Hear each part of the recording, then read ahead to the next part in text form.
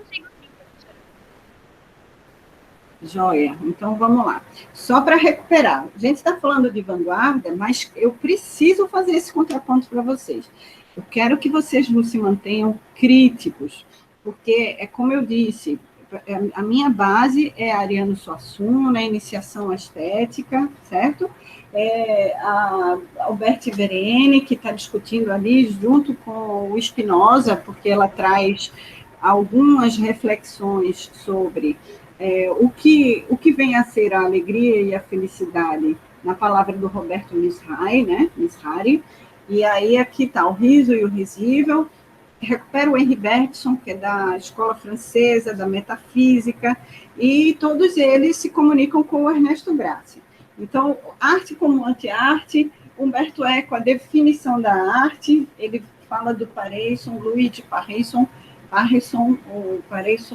que é assim o teórico que fala da teoria da formatividade, a gente vai chegar neles com calma. Eu estou somente dando umas pistas, mas para estudar vanguarda, eu preciso sempre trazer para vocês o lugar onde houve essa transformação. Então, esta aula sobre expressionismo foi toda dada em cima de expressionismo, mas eu quero recuperar, num resumo rápido, se a gente está falando aqui das vanguardas em 1960, 64, como a gente viu, aqui está o expressionismo e o fauvismo, surgindo com toda uma intensidade de conexão com a natureza, né?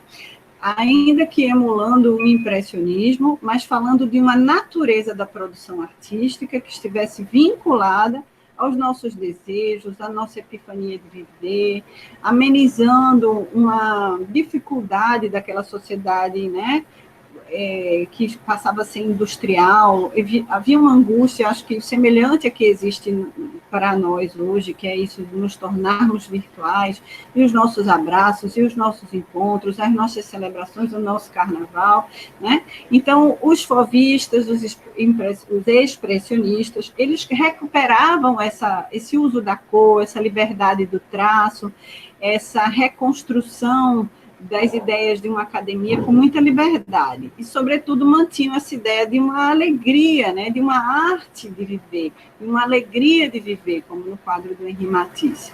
Ele, Gauguin, o próprio Van Gogh, né, que é considerado o precursor do expressionismo, do fauvismo, o Munch, com aquele grito que é extremamente angustiante, mas é só um retrato, né, porque ele tem outras obras até mais interessantes do grito, que a gente conhece mais, mas então trazer esse expressionismo e esse fauvismo do Paul Gauguin, que é de 1848, vai até 1903, do Henri Matisse, que chega lá, ó, na ponta. Ele é de 1869, mas vive até 1954. Tudo bem que não é nessa Manhattan que o Arthur Danton está falando, não é em Nova York, é na França, né? Mas vai até 1954, produzindo as obras que a gente vai ver aqui agora. Ele, inclusive, tem trabalhos dele, como o da Madame Matisse, que ele é inspirado na filha dele, comprados pela Gertrude Stein, que estava muito conectada com os artistas daquela época, dos anos dourados da França, né? Aquele momento do Ernest Hemingway, o próprio Pablo Picasso, né? Que foi citado aqui. Aí a gente vai ver aqui na obra do Matisse essa permanência de um contato com a nossa natureza. Você vê a cor, ela é usada com liberdade, não se preocupa com a profundidade, ele dá a cor ao corpo, e atrás tem uma coisa quase infantil no uso da cor do cenário, né? Aqui, por exemplo, foi pedido a ele um quarto azul, mas o quarto azul do Matisse ele é vermelho, porque ele achou que o resultado expressaria uma falta de vida, uma melancolia, ficaria muito deprimente o resultado final. Então, ele transforma o quarto azul em o quarto azul vermelho. Então, aqui, olha, que coisa maravilhosa, o uso das cores de forma pura, o amarelo para essa vivacidade do gato que brinca com os peixes vermelhos no aquário, né? Essa criatividade, o emprego livre da cor, a recriação do real. Eu botei até pequenininho a recriação do real, porque para eles isso é o real, né? É assim que eu preciso ver a vida, é assim que os expressionistas, os fauvistas querem que a gente veja a vida. E aí isso bate com essa ideia de construção da felicidade enquanto virtude do pensamento, enquanto propósito da racionalidade humana, que é construir uma ideia de futuro baseada no uso da alegria, baseado no propósito, no princípio da humanidade ter essa possibilidade de se exprimir de maneira feliz, de se expressar de maneira afetiva, amorosa, alegre, cheia de vida, do ser para a vida, não do ser para a morte. Eu falo um pouco mais sobre isso na outra aula.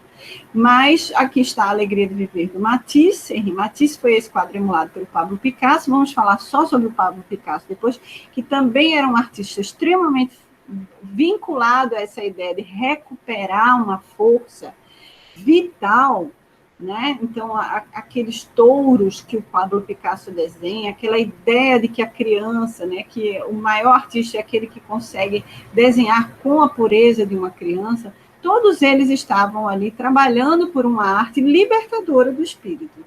Então, é isso que a gente precisa ter em mente como base para na hora que for falar sobre as vanguardas, na hora que for falar sobre pop art, a gente não perder essa alegria de viver. A gente não perder essa essência, essa base que arrepia, que contamina, né? Porque a gente vai enxergar essa anti-arte pelos princípios desse ser para a vida.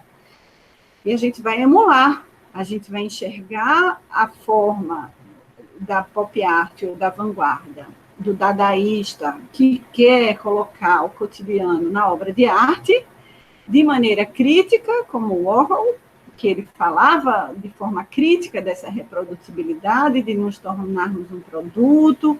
Ele criticava a forma trágica como a Marilyn Monroe morreu na hora que fez aquele quadro, mas, ao mesmo tempo, não esquecer que pode se guardar ali esse princípio básico, antes da crítica que o artista faz, dessa necessidade de se libertar das angústias, de nos libertar das angústias e de nos dar o direito à alegria de viver, ou de viver com felicidade e com as epifanias das alegrias, como prevê na filosofia da arte um Spinoza, um Roberto Mizrahi, a própria Roberta Vereni, que eu falei, e que todos esses que estão problematizando, como o próprio Umberto Eco, né?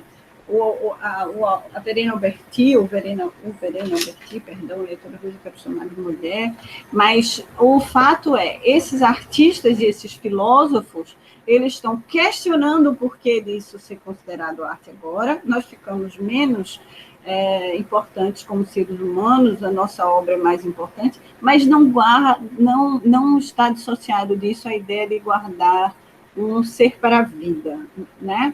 Então, por isso, talvez, na adaptação do quadro de Rembrandt, que dissecava o corpo humano, agora a obra de arte é que representa esse humano. Não é só de forma... não é um raciocínio imediatista de dizer, nós nos tornamos produtos. Não, mas que também o nosso fazer, a nossa rotina, o nosso legado é que vai dizer dessa expressão artística. Por isso, manter a nossa alegria de viver, manter a nossa liberdade de pensamento, mas, sobretudo, manter a nossa forma de entender a sabedoria ou a filosofia, o uso dela na arte, de maneira a construir uma felicidade. E não só a felicidade, como também a possibilidade dessa presença da alegria, dessas epifanias, né? Desses instantes felizes que trazem a elucidação do pensamento, que iluminam. O Faulkner fala, né? É um fósforo, eu risco um fósforo, mesmo no campo de futebol, eu posso não ver tudo, mas ele me mostra a escuridão que há ao redor. Então, é uma chama acesa para que a gente desperte essa alegria de viver. E é assim que eu quero que vocês enxerguem a arte. É assim que eu quero que vocês enxerguem as vanguardas e que essas informações que são pragmáticas, tipo, o fauvismo, ele é de 1905 a 1907, tá? Mas o Henri Matisse viveu até 1954. Eu não preciso somente dessas informações técnicas, Eu não preciso somente dessas características que falam de uma heterogeneidade, né, nas obras, de uso da cor livremente, como eu coloquei aí agora há pouco, isso é importante para eu saber, mas eu quero a liberdade de vocês no pensar a arte, certo? Então, por exemplo, aqui o Henri Matisse fazendo colagens, né? E a cor da mulher é azul, e ele próprio relia as suas artes nos outros trabalhos. Então, essa possibilidade, né, de uma epifania, de uma alegria do artista, você vê a cor que ele usa, o verde, nessa luminosidade central, um rosto, uma parte do rosto mais amarela, outra assim com um pouco mais de aspecto vinculado à natureza do real, mas uma ressignificação, uma liberdade no uso da cor, como a gente viu no caso do peixe e dos peixes no aquário e do gatinho brincando com os peixes no aquário, né? Então, era só isso que eu queria dizer. A aula, eu acho que já tem esses 40 minutos.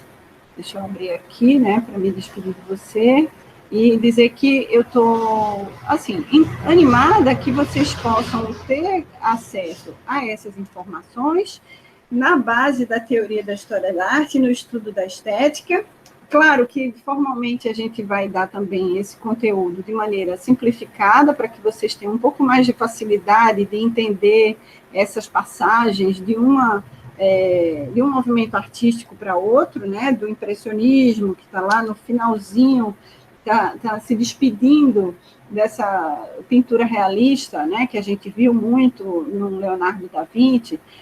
Por quê? Porque existe o advento da fotografia, e agora que já existem as máquinas fotográficas circulando, até as máquinas cinematográficas circulando, né, em 1895, por exemplo, com os irmãos Lumière, em 1905, com os irmãos Manakis, no que a gente entende como Rússia. Quer dizer, já existiam essas máquinas fotográficas circulando, né, desde o finalzinho do século XIX, ou nem tão finalzinho assim, né, porque a gente sabe de experimentos com a caixa preta em 1850. Então, a pintura precisava dissociar desse realismo, né? Então, é como surge o impressionismo, e é muito engraçado, porque a ideia do impressionismo já parecia libertadora do real, né? Mas o que a gente vai ver é que o mundo vai se tornando tão opressivo no sentido da realidade, está muito traduzida, não só com a fotografia mostrando o real, não só com as máquinas substituindo, né, os postos de trabalho, que aí a gente tem a negação do impressionismo vai ser o expressionismo, ainda mais desvinculado da realidade, ainda mais realçando esse não uso do preto e do branco, né? Os impressionistas já não usavam o preto e o branco para falar de sombra e luz, né, de claro e escuro, como no caso da pintura da idade, daquele período, né, da pintura holandesa ou da pintura italiana, de um Leonardo da Vinci, de um Werner, né, Johann Werner, na Holanda. Ali a gente já tinha da pintura realista para o impressionismo um desvínculo desses academicismos. E aí o expressionismo vai dizer que nem tudo foi feito ainda pelo impressionismo, a gente ainda pode fazer mais abstrações. E é esse movimento de uma alegria, de uma epifania, de um vínculo pela felicidade, de uma defesa de que a arte deve também encher nosso espírito de alegria e de liberdade, que eu acho que vocês têm que se apegar. Porque na hora que a gente for dizer arte como anti-arte, a gente não ficar com uma camada reduzida somente da ideia mercadológica, ou do produto, ou do desenho, do design que é feito com base nessa associação religiosa, ou de grupos filosoficamente afinados, né? Esteticamente, naturalmente, vão se afinar também como um código para aquilo ali. Mas que a gente possa entender também que essa arte de vanguarda, essa pop art, ou essa arte dadaísta, né? Essa arte que é a ready-made, né? aquela que o Marcel Duchamp vai dizer é um concretismo ou um neoconcretismo, e vai, inclusive, sugerir a Peggy Guggenheim como uma única mulher, né, para esse outro modo expressivo de a arte se colocar nesse cenário, vinculado mais a esse uso de uma reprodutibilidade, de uma ideia de reprodutibilidade pela perda da aura. Eu vou parar aqui, senão eu recomeço a falar tudo o que eu falei no começo, certo? Mas quero agradecer demais a tua presença. Quero dizer que o importante é qual foi a sensação que ficou em relação ao expressionismo. Tenho aquelas características, vocês podem rever a aula, eu posso até botar de novo essas características para a gente ficar somente com elas, guardado nesse finalzinho aqui agora, né? E vocês guardarem essas características, porque, claro, essas características estão em qualquer livro, em qualquer lugar vocês podem pegar e anotar isso aqui, né? E isso aqui se tornar uma referência para vocês, mas o que eu preciso é me ocupar de despertar a sensibilidade de vocês e de despertar um senso crítico de vocês, mas como uma teoria da arte, né? Como um estudo da estética. E compreender isso, eu acho o objetivo dessa disciplina, para que vocês criem a partir de vocês o pensamento, as convicções em relação aos vínculos que vocês devem ter à história da arte, né? E da história da arte também, mas, sobretudo, a história da estética, do emprego da arte na vida humana, né? Então, como vocês vão recriar esse mundo, eu acho que vocês precisam ter a liberdade de também não estar completamente emulando esses emuladores e partir de uma perda da aura. Não, acho que vocês devem partir de uma aura consagrada, né? Ainda que dissolvida nesse mundo novo, mas que vocês devem ter sempre esse gesto de, por exemplo, pegar na mão, né, pegar um pincel, pegar a tinta, experimentar o contato com o papel, experimentar o contato com a obra de arte, experimentar o livro, experimentar a massa de modelar, a pintura em porcelana, experimentar a dança, experimentar o teatro, o cinema, a ilha de edição, a composição das imagens, a fotografia. Eu acho que é isso que a gente tem a fazer aqui. Certo? Um beijo grande e até breve, Bela. Tchau, professora. Tchau, meu anjo.